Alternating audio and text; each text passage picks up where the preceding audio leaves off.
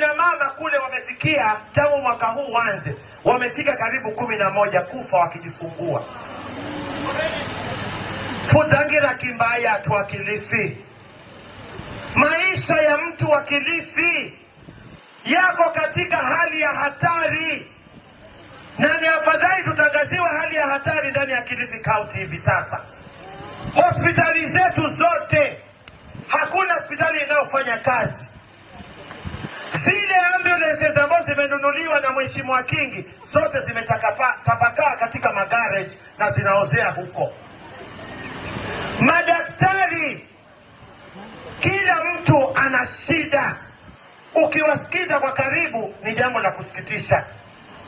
Nurses wetu walianza mgomo hivi sasa. Hata ukampeleka nani kama anaumwa na kichwa, hakuna mtu yote wa kumwatendi ndani ya hospitali zetu. Wale nurses walipeana notice kwa governor ya 21 days. Lakini governor kwa kuwa he's too busy for his workers, hata dakika 5 hakuwapea kuwasikiza. Mpaka zile siku 21 zikaisha.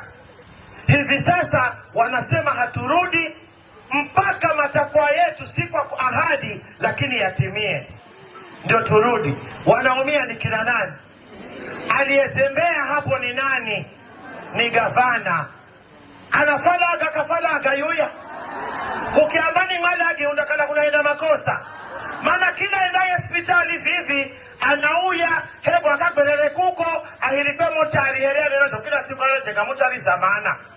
Hiyo ndio kazi ambayo tumebaki nayo ndani ya Kilifi County.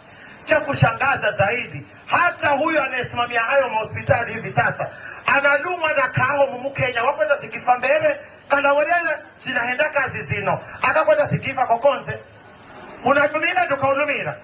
So hapa jaribuni, hiyo shida iko, na mimi nataka niwaahidi ya kwamba tutakapochukua usukani, maana mimi nina nguvu na wala sina mamlaka saa hii, lakini na maana niambie Kamari, moyo wa kufanya niko nao.